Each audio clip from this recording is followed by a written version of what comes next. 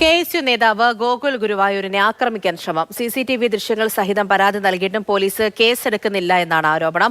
October 9-ന് തൊഴിയൂരിൽ വെച്ച് 3 ബൈക്കുകളിലായി എത്തിയ 9-അംഗ സംഘമാണ് ആയുധങ്ങൾ ഉപയോഗിച്ച് ഗോകുലിനെ ആക്രമിക്കാൻ ശ്രമിച്ചത്. ബഹളം കേട്ട ആളുകൾ ഓടി വന്നതോടെ ആക്രമികൾ ബൈക്കിൽ രക്ഷപ്പെടുകയായിരുന്നു.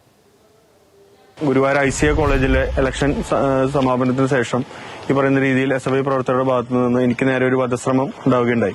രാത്രി ഏകദേശം ഒരു 7:30 കൂടി നടന്ന സംഭവത്തിൽ ഈ പറയുന്ന രീതിയിൽ ഗുരുവായൂർ പോലീസ് സ്റ്റേഷൻ അടക്കം വരുന്ന തൃശ്ശൂരിലെ ACPക്കും SP-ക്കും അടക്കം അന്നേ ദിവസം തന്നെ രാത്രി മെയിൽ അയക്കുകയും പിറ്റേ ദിവസം 10-ാം തീയതി വൈകുന്നേരം ഗുരുവായൂർ പോലീസ് സ്റ്റേഷനിലേക്ക് നേരിട്ട് ചെന്ന് ഈ പരാതി ബോധിപ്പിക്കുകയും ചെയ്തിട്ടുള്ളതാണ്. ഈ പറയുന്ന രീതിയിൽ SFI പ്രവർത്തകർ എന്നെ ഈ കത്തി ഉപയോഗിച്ച് കഴുത്ത് നേരെ വെട്ടി കൊലപ്പെടുത്താൻ ശ്രമിച്ചു എന്ന രീതിയിൽ അതിന് വേണ്ട രീതിയിലുള്ള CCTV ദൃശ്യങ്ങളടക്കം കഴിഞ്ഞ ദിവസങ്ങളായിട്ട് പുറത്തു വന്നിട്ടുള്ളതാണ്.